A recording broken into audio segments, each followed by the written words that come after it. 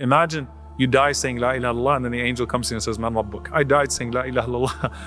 Who is your Lord, right? How beautiful would that be? May Allah make it our last words and allow us to seal our lives with kalimah as we seal our salah with kalimah. Allahu Akbar, Allahu Akbar. Then you go to at-Tashahhud. At-Tashahhud. Companion said that the Prophet ﷺ would teach us the Tashahhud like he would teach us a surah from the Qur'an. And what that means is its importance and its wording are with precision, right? So the importance, like a surah of the Qur'an, and the words are profound, very deliberate, very precise when you ask Allah subhanahu wa ta'ala. I want you to think about this like the closing ceremony with the king of all kings, right? And so the rak'ah is a complete mini salah in a way, right? And the Prophet ﷺ said, whoever catches the ruku', it's as if they caught the rak'ah, okay? And so now, you're in the closing ceremony with Allah subhanahu wa ta'ala. And you're addressing the Lord of the worlds in such a beautiful way. Now, there are 5 authentic variations of tashahhud. The Prophet ﷺ taught them to 5 different companions, and they're all authentic. The most famous one is the variation of Ibn Mas'ud radiallahu anhu. Very slight variations, by the way, between the 5. They all pretty much mean the same thing, right? Very slight variations. But we recite, the majority of us, the variation of Ibn Mas'ud radiallahu ta'ala. So you start off with at-tahiyyatu lillah. All greetings are to Allah, addressing the king in this closing ceremony of your salah. If you remember, alhamdu lillah. All the praises. Al is the definite article. All the praises are to Allah. Here, not tahiyyat, at-tahiyyat. By the way, subhanAllah, I was thinking about this, like some people in their slang, especially like I'm Palestinian, so I can take shots at my own in this regard. So I'll say, alhamdulillah. They won't say alhamdulillah, alhamdulillah. They'll even type it out, alhamdulillah. No offense to the Palestinians, right? But it's many Arabs and many people just alhamdulillah, alhamdulillah. Alhamdulillah is very different. At-tahiyyat. All of the greetings belong to Allah subhanahu wa ta'ala. All of the greetings are encompassed. So al is the definite article. And so at-tahiyyatu lillah is equivalent to alhamdulillah, but it's a royal address. And it's not directly connected to an ask. And by the way, this is only a way that you address Allah subhanahu wa ta'ala. You can't say assalamu ala Allah. Khadija radiallahu anha, she had that aqeedah, by the way, that creed understood when Jibreel alayhi salam sent salam to her. We'll come back to that in a bit, inshallah. On behalf of Allah and on behalf of Jibreel, right? She said, as for Allah, He is as-salam. Allahumma anta as-salam. Right? But at-tahiyyatu lillah, it's to the Lord of the worlds. It's a royal greeting to Allah subhanahu wa ta'ala. A royal formal greeting to Allah subhanahu wa ta'ala. At-tahiyyatu lillah. To Allah. Was-salawatu wat-tayyibat. So as-salawat, all worship is directed to Him. Iyaka na'bud wa iyaka nasta'in. Right? As-salawat, all worship is directed to Him. At-tayyibat, some of the scholars say all of the extra dhikr and dua that comes in the salah. If you're talking about it in the capacity of the salah itself. So, as-salawat wa at-tayyibat, as-salawat would be all worship, and then the salah itself, and then at-tayyibat would be the dhikr that comes with it in that regard. Tayyibat, also, some of the scholars mention, are all good things that can only be attributed to Allah subhanahu wa ta'ala. Okay? But if you think about the words of dhikr, they're all at-tayyibat, right? Al-kalimatu tayyib, the pure word is la ilaha illallah, right? That is the pure word. So at-tayyibat are the words of dhikr, the words of remembrance, and all the good things that are only attributed to Allah subhanahu wa ta'ala and are directed to Allah. Some of the scholars said, as-salawat is worship, at-tayyibat is the good character that emanates from that worship.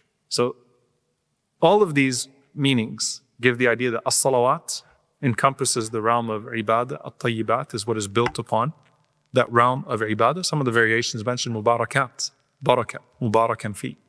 Okay? So blessed within. And of course, we know that the Prophet ﷺ said, Inna Allah tayyib, Allah Azza wa Jalla is tayyibun, He is pure, and He does not accept la yaqbilu illa He does not accept except for what is tayyib, what is pure, right? So you are ascending to Allah subhanahu wa ta'ala all blessed things. Ya Allah, this worship was performed for you. What was in addition to this worship was performed for you. The good of it belongs to you. What was enabled belongs to you. Everything in my life of worship and goodness belongs to you. So I'm not giving you empty greetings. I'm not giving you empty greetings. And notice, by the way, that this comes at the end of the salah, right? Someone says, I don't pray, but I worship Allah in my own way. I worship Allah. I have a great relationship with Allah, but I don't pray. And basalli fi qalbi, I pray in my heart. Okay. That's your excuse on the Day of Judgment. I pray in my heart.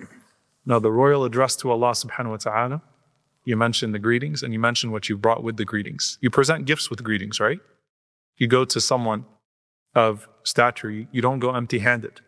So the gifts that you're presenting in this royal ceremony to Allah Azza wa Jal, the King of Kings, as you depart, are your ibadat and at-tayyibat. And then you say, Assalamu alayka ayyuhan nabi. Peace be unto you, O Prophet. Allah subhanahu wa ta'ala says in the Qur'an, قُلِ الْحَمْدُ لِلَّهِ وَسَلَامٌ عَلَى الْمُرْسَلِينَ. Right? Or قُلِ الْحَمْدُ لِلَّهِ وَسَلَامٌ عَلَى عِبَادِهِ الَّذِينَ اصْطَفَى. Say Alhamdulillah and then send peace upon the messengers, or peace upon those whom Allah subhanahu wa ta'ala has chosen. And the best of those who Allah has sent and the best of who Allah has chosen is Al-Mustafa Rasulullah Muhammad sallallahu alayhi wa sallam. And so the best of all creation, you send salam upon him sallallahu alayhi wa sallam. You think about how in the salah, Iyaka na'budu wa iyaka nasta'een, you address Allah subhanahu wa ta'ala directly. And there's a personal, beautiful element to that. Now, when it comes to the Prophet sallallahu alaihi wasallam, you're not talking directly to the Prophet sallallahu alaihi wasallam, right? You're not talking directly to the Prophet sallallahu alaihi wasallam. In fact, Ibn Mas'ud radiallahu ta'ala anhu, there's a narration that when the Prophet sallallahu alaihi wasallam passed away, we didn't say Assalamu alayka ayyuhan nabi, we said Assalamu ala nabi. That was his opinion, and some of the scholars in that, some of the Sahaba. But, just peace be upon the Prophet. When he was alive, we would say Assalamu alayka ayyuhan nabi, peace be unto you, O Prophet. The majority of the scholars say we continue the way that it was taught to us by the Prophet sallallahu alaihi wasallam. And so, as you're saying it, imagine standing in front of the Prophet sallallahu alaihi wasallam and saying, Assalamu alayka ya Rasulullah, right? Assalamu alayka ayyuhan nabi. And there's something so sweet, so beautiful about that closeness that we feel for our Messenger sallallahu alaihi wasallam, even though we never saw him, even though we did not live his time, but we still feel that incredible closeness to him sallallahu alaihi wasallam. Now we're living a beautiful interaction of this entire exercise. And that interaction is the one that I alluded to. When Jibreel alayhi salam came to the Prophet sallallahu alaihi wasallam in Mecca, and he said, Hadihi Khadija, that's Khadija coming to you. When she comes, give her from Allah, and give her salam from Jibreel, and give her the glad tidings of a home in Jannah in which there is no fatigue and no tiredness, a beautiful home made of a very precious type of pearl. And Khadija radiallahu ta'ala anha responded, and she said, as for Allah, He is as-salam. And as for Jibreel alayhi salam. And she responded with salam on the Prophet sallallahu alaihi wasallam, even though the Prophet sallallahu alaihi wasallam was conveying the salam of them, but in her adab and love and beautiful character and conduct towards the Messenger of Allah sallallahu alaihi wasallam, Assalamu alayka ayyuhan nabi. She sent her salam to the Prophet sallallahu alaihi wasallam as well. She included him in that interaction, sallallahu alaihi wasallam, wa radiyallahu ta'ala anha. And Allah Azza wa Jal rewarded her with what He rewarded her with. Now here's the thing as well. Assalamu alayka ayyuhan nabi. And then what do you say? Assalamu alayna wa ala ibadillah as-salihin. And upon us and upon the righteous servants of Allah subhanahu wa ta'ala. Something very powerful and beautiful about this.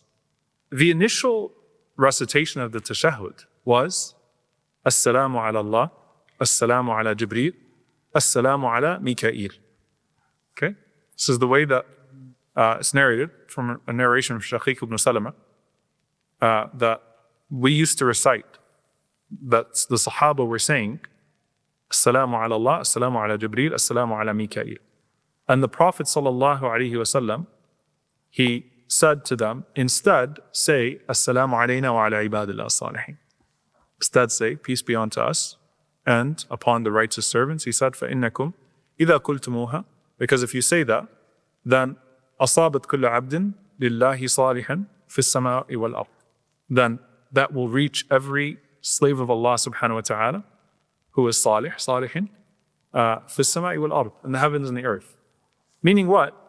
There's still something very beautiful that you can think about Jibreel alayhi salam and Mikael and Israfil and the angels who are being included in that. And you can think about all the messengers of Allah that are being included in that. You can think about all of the Sahaba and all those beautiful people in that, right? So the idea here is that the praise is in order of rank. And in the way that we recite, the Prophet ﷺ, deservedly so, has his takhsis, his specification. But everyone else, this is just like الَّذِينَ أَنْعَمْتَ عَلَيْهِمْ, right? Those that you are pleased with.